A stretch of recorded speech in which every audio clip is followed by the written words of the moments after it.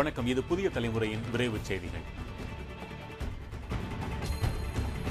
முல்லைப் பெரியாறு அணையின் நீர்மட்டத்தை 142 அடியாக உயர்த்துவதற்கான ஒப்புதலை முல்லைப் பெரியாறு அணை மேற்பார்வை குழு வழங்கியுள்ளது. இதையடுத்து 36 ஆண்டுகளுக்கு பிறகு முல்லைப் பெரியாறு அணையின் 13 மதகுகளும் இறக்கப்பட்டன. இதன் மூலம் தமிழகத்தின் நீண்டகால உரிமை போராட்டம் முடிவுக்கு வந்துள்ளது. முன்னதாக மேற்பார்வையிடுவதற்கென நியமிக்கப்பட்ட மூவர் கண்காணிப்பு குழு அணையை ஆய்வு செய்தது.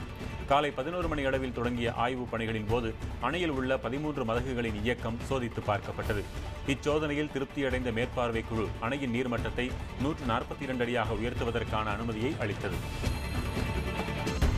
முல்லைப் பெரியாறு அணை நிலவரங்களை கண்காணிக்க துணைக்குழு ஒன்று அமைக்கப்பட்டுள்ளதாக மத்திய நீர்வள ஆணையத்தின் தலைமை பொறியாளரும் முல்லைப் பெரியாறு அணையின் மேற்பார்வை குழு தலைவருமான நாதன் தெரிவித்துள்ளார். தேக்கடியில் நடைபெற்ற ஆலோசனைக் கூட்டத்திற்கு பிறகு செய்தியாளர்கள் சந்திப்பில் இவ்வாறு அவர் கூறினார். இந்நிலையில் முல்லைப் பெரியாறு அணையின் நீர்மட்டத்தை 142 அடியாக உயர்த்துவதற்கான பணிகள் தொடங்கியுள்ளதற்கு பல்வேறு அரசியல் கட்சிகள் வரவேற்பு தெரிவித்துள்ளன. காவிரி நீர்பிடிப்பு பகுதிகளில் தொடர்ந்து பெய்து வரும் கனமழையால் கபினி அணை அதன் முழு கொள்ளளவை எட்டி வருகிறது. அணைக்கு நீர்வரத்து வினாடிக்கு 18,500 கனஅடியாக இருக்கிறது. அணையிலிருந்து 18,000 கனஅடி நீர் வெளியேற்றப்படுகிறது. கபினி அணை நிரம்பி வருவதால் காவிரியில் நீர் முழுவதுமாக திறந்துவிடப்பட்டது. இதனால் மேட்டூர் அணைக்கு நீர்வரத்து அதிகரித்துள்ளது. இதேபோல் கிருஷ்ணராஜசாகர் அணைக்கு வினாடிக்கு 25,747 கனஅடி நீர் வந்து கொண்டிருக்கிறது. அணையிலிருந்து வினாடிக்கு 10,128 கனஅடி நீர் வெளியேற்றப்படுகிறது. சட்டப்பேரவையின் நடப்பு கூட்டத்தொடரில் இருந்து இரண்டாவது முறையாக திமுக உறுப்பினர்கள் வெளியேற்றப்பட்டனர். சபாநாயகர் சர்வாதிகாரி போல செயல்படுவதாக மு.க.ஸ்டாலின் குற்றம் சாட்டியிருக்கிறார். சட்டப்பேரவையில் மானிய கோரிக்கை மீது விவாதிக்காமல் அதிமுகவைச் சேர்ந்த மயிலாப்பூர் தொகுதி உறுப்பினர் திமுகவை விமர்சனம் செய்ததாக அந்த கட்சியினர் குற்றம் சாட்டியிருக்கிறார்கள். மேலும் அதுகுறித்து கேள்வி எழுப்பியதற்கு அவையில் இருந்து வெளியேற்றப்பட்டதாக பின்னர் செய்தியாளர்களிடம் பேசிய திமுக எம்எல்ஏ துரைமுருகன் தெரிவித்தார். முன்னதாக பல்வேறு கோரிக்கைகளை வலியுறுத்தி தமிழக சட்டப்பேரவையில் இருந்து திமுக, தேமுதிக, புதிய தமிழகம் மற்றும் இடதுசாரி கட்சிகளும் வெளிநடப்பில் ஈடுபட்டன. தஞ்சை மாவட்டம் கும்பகோணம் பள்ளி தீ விபத்தில் 94 குழந்தைகள் உயிரிழந்த வழக்கில் வரும் 30ஆம் தேதி தீர்ப்பு வழங்கப்படும் என்று தஞ்சை மாவட்ட முதன்மை அமர்வு நீதிமன்றம் அறிவித்துள்ளது. இருதரப்பு வாதங்களும் கடந்த 10ஆம் தேதியுடன் முடிவடைந்தன. பின்னர் 11ஆம் தேதி தொடங்கிய எதிர்த்தரப்பு வழக்கறிஞர்களின் வாதமும் நிறைவடைந்தது. கடந்த 2004ஆம் ஆண்டு ஜூலை 16ஆம் தேதி தஞ்சை மாவட்டம் கும்பகோணத்தில் தீ விபத்து ஏற்பட்டது. இந்த தீ விபத்து தொடர்பாக பள்ளியின் தாளாளர், தலைமை ஆசிரியர் உள்ளிட்ட 24 பேர் மீது வழக்கு பதிவு செய்யப்பட்டது.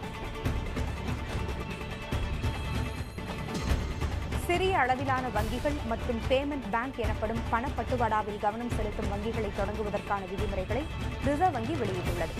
இதன்படி வங்கி அல்லது நிதித்துறையில் குறைந்தது 10 ஆண்டுகள் அனுபவம் உள்ளவர்கள் குறைந்தபட்சம் 100 கோடி ரூபாய் முதலீட்டுடன் இவ்வகை வங்கிகளை தொடங்க முடியும். சிறிய வங்கிகள் என்பவை குறிப்பிட்ட பரப்பளவுள்ள பகுதிகளுக்கு மட்டுமே சேவை வழங்க முடியும் என அந்த விதிமுறை கூறுகிறது.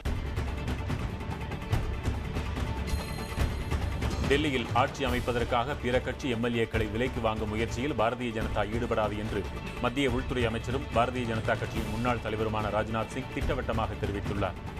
டெல்லியில் ஆட்சி அமைக்க பாரதிய ஜனதா முயல்வதாக வெளியான தகவலை அடுத்து ராஜ்நாத் சிங் இவ்வாறு கூறியிருக்கிறார்.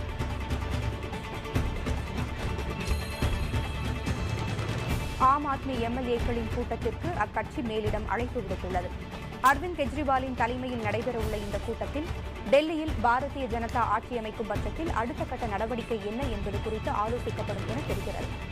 70 உறுப்பினர்களை கொண்ட டெல்லி சட்டப்பேரவையில் ஆம் ஆத்மி கட்சி வசம் 27 பேர் இருக்கின்றனர். பெங்களூருவில் பள்ளி வளாகத்தில் 1ஆம் வகுப்பு சிறுமி பாலியல் வன்கொடுமைக்கு ஆளாக்கப்பட்ட சம்பவத்தை கண்டித்து பெற்றோர் போராட்டத்தில் ஈடுபட்டனர். மாரதஹள்ளி பகுதியில் உள்ள விஜிஆர் பள்ளியில் முதல் வகுப்பு படிக்கும் 6 வயது மாணவி 2 நாட்களுக்கு முன் தனது பெற்றோரிடம் பள்ளியில் சிலர் தவறாக நடந்ததாக கூறி அழுதிருக்கிறார். இது தொடர்பாக அளிக்கப்பட்ட புகாரை அடுத்து காவல்துறை விசாரணையில் பள்ளியின் உடற்பயிற்சி ஆசிரியர் மற்றும் காவலரின் விவரங்களை மாணவி தெரிவித்துள்ளார்.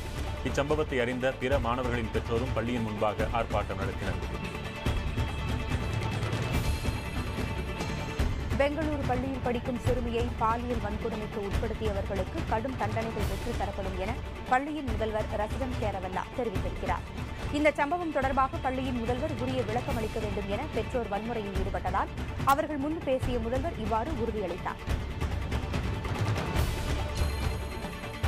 சென்னை கொடுங்கையூர் காவல் நிலையத்திற்கு விசாரணைக்கு அழைத்துச் செல்லப்பட்ட ரவுடி உயிரிழந்தது தொடர்பாக எழும்பூர் குற்றவியல் நீதிமன்ற நீதிபதி விசாரித்தார். ஸ்டான்லி மருத்துவமனையில் வைக்கப்பட்டுள்ள ரவுடி கோபாலின் உடலை நீதிபதி உமா மகேஸ்வரி நேரில் பார்வையிட்டார். அப்போது அவரது உடலில் ஏதேனும் காயங்கள் இருக்கின்றனவா என்று ஆய்வு மேற்கொள்ளப்பட்டது. மேலும் அவர் எப்போது காவல் நிலையத்திற்கு அழைத்துச் செல்லப்பட்டார், காவலர்கள் அவர் மீது என்னென்ன நடவடிக்கைகளை மேற்கொண்டனர் என்பது குறித்தும் விசாரிக்கப்பட்டது.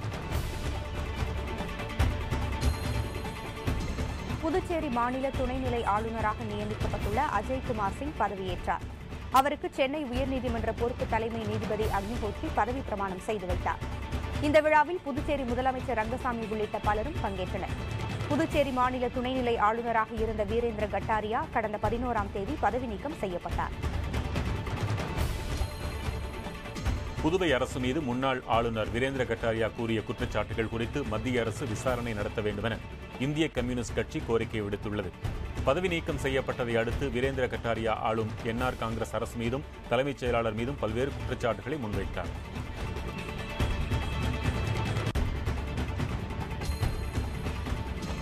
வன்கொடுமை தடுப்பு சட்ட திருத்தத்தை ரத்து செய்ய கோரி தொடரப்பட்ட வழக்கில் தன்னையும் வாதியாக சேர்க்க கோரி இந்திய கம்யூனிஸ்ட் கட்சியின் மூத்த தலைவர் ஆர் நல்லக்கண்ணு சென்னை உயர்நீதிமன்றத்தில் மனு தாக்கல் செய்திருக்கிறார். மனுவில் அடித்தட்டு மக்களுக்கு எதிராக அடக்குமுறைகளை நடத்துவோர் மீது நடவடிக்கை எடுக்கவே வன்கொடுமை தடுப்பு சட்டம் கொண்டுவரப்பட்டது. இதை மறுத்து இந்த சட்டம் அரசு ஊழியர்களை மிரட்டுவதாக மனுதாரர் கூறுவது தவறானது என அவர் குறிப்பிட்டிருக்கிறார். இந்த மனுவின் மீதான விசாரணை வெள்ளிக்கிழமை நடைபெறும் என்றும் தெரிவிக்கப்பட்டுள்ளது. திருச்சி அரியமங்கலம் குப்பை கிடங்கில் தரம் பிரிக்கப்படாத மருத்துவக் கழிவுகள் கொட்டப்படுவது தொடர்பாக திருச்சி தில்லை நகரில் உள்ள தனியார் மருத்துவமனை ஒன்றின் மீது வழக்கு பதிவு செய்யப்பட்டுள்ளது. 3வது நாளாக நடத்தப்பட்ட ஆய்வில் புத்தூர், தில்லை நகர் பகுதிகளில் உள்ள 2 தனியார் மருத்துவமனைகளில் இருந்து மருத்துவ கழிவுகள் கொட்டப்படுவது கண்டறியப்பட்டது. இதையடுத்து 2 தனியார் மருத்துவமனைகள் மீதும் வழக்கு பதிவு செய்ய வலியுறுத்தி புகார் மனு அளிக்கப்பட்டது. குடியரசுத் தலைவர் பிரணப் முகர்ஜி வரும் 19ஆம் தேதி தமிழகம் வருகிறார். 18ஆம் தேதி கேரளாவிற்கு செல்லும் பிரணப் முகர்ஜி காசர்கோட்டில் உள்ள கேரளா பல்கலைக்கழகத்தின் பட்டமளிப்பு விழாவில் பங்கேற்கிறார். பிறகு திருவனந்தபுரத்தில் நடைபெறும் நிகழ்ச்சியில் பங்கேற்கும் பிரணப் முகர்ஜி 19ஆம் தேதி திருச்சியில் உள்ள தேசிய தொழில்நுட்ப கல்வி நிறுவனத்தின் 50ஆம் ஆண்டு நிறைவு விழாவை தொடக்கி வைக்கிறார். ஊக்கத்தொகையை உயர்த்தி வழங்க கோரி பயிற்சி மருத்துவர்கள் தமிழகத்தின் பல்வேறு பகுதிகளிலும் ஒருநாள் கவனஈர்ப்பு போராட்டத்தில் ஈடுபட்டனர். தமிழகத்தில் உள்ள பயிற்சி மருத்துவர்களுக்கும் முதுகலை பட்ட மேற்படிப்பு மாணவர்களுக்கும் வழங்கப்பட்டு வரும் ஊக்கத்தொகையை உயர்த்தி வழங்க கோரி தஞ்சை மருத்துவக் கல்லூரி மருத்துவமனையில் 300க்கும் மேற்பட்ட பயிற்சி மருத்துவ மாணவர்கள் ஒருநாள் வேலைநிறுத்த போராட்டத்தில் ஈடுபட்டனர். இதே கோரிக்கையை வலியுறுத்தி மதுரை, வேலூர் உள்ளிட்ட பல்வேறு ஊர்களிலும் வேலைநிறுத்தம் நடைபெற்றது.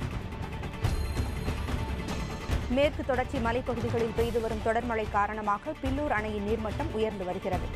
இதனால் பவானி கரையோர பகுதியில் வசிக்கும் மக்களுக்கு வெள்ள அபாய எச்சரிக்கை விடுக்கப்பட்டுள்ளது. தாழ்வான பகுதிகளில் வசிக்கும் மக்கள் பாதுகாப்பான இடங்களுக்கு செல்லுமாறு மாவட்ட நிர்வாகம் அறிவுறுத்தியுள்ளது. பில்லூர் அணையின் நீர்மட்டம் 98 அடியை எட்டியவுடன் தண்ணீர் திறக்கப்படும் என பொதுப்பணித்துறை அதிகாரிகள் தெரிவித்துள்ளனர். சென்னையில் அரசு அனுமதி இல்லாமல் செயல்படும் மழலையர் பள்ளிகள் மீது நடவடிக்கை எடுக்க கோரி உயர்நீதிமன்றத்தில் வழக்கு தொடுக்கப்பட்டுள்ளது. வழக்கறிஞர் பாலசுப்ரமணியம் என்பவர் தாக்கல் செய்த மனுவில் சென்னையில் 5000த்திற்கும் மேற்பட்ட மழலையர் பள்ளிகள் செயல்படுவதாகவும் அவற்றில் 760 மழலையர் பள்ளிகள் அரசு அங்கீகாரம் பெறாமல் இயங்குவதாகவும் குறிப்பிட்டார்.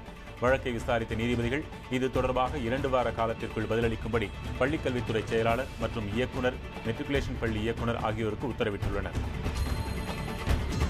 பிஎட் பட்டப்படிப்பில் சேர விரும்புவோர் ஜூலை 19ஆம் தேதி முதல் விண்ணப்பிக்கலாம் என ஆசிரியர் கல்வியியல் பல்கலைக்கழகம் அறிவித்துள்ளது. சென்னையில் செய்தியாளர்களை சந்தித்த அப்பல்கலைக்கழக துணைவேந்தர் விஸ்வநாதன் இந்த தகவலை தெரிவித்தார். மேலும் ஒவ்வொரு மாவட்டத்திலும் அமைக்கப்பட்டுள்ள நோடல் சென்டர் மூலமாக மட்டுமே விண்ணப்பிக்க முடியும் என்றும் அவர் கூறினார். தென்னிந்திய தேயிலை தொழில் பெரும் சிக்கலில் இருப்பதாக உபாசி அமைப்பின் தலைவர் பீட்டர் மத்தியாஸ் தெரிவித்துள்ளார். தென்னிந்திய தோட்டத் தொழில் சங்கமான உபாசியின் தலைவர் இதுகுறித்து கூறுகையில், தேயிலையின் விலை கட்டுப்படியாகாததும் உற்பத்தி செலவுகள் அதிகரித்திருப்பதும் தங்கள் தொழிலை பாதிப்பதாக கூறினார். இதே நிலை தொடர்ந்தால் தோட்ட தொழிலாளர்களுக்கு ஊதியம் கொடுக்க கூட இயலாத நிலை ஏற்படும் என்று அவர் தெரிவித்தார்.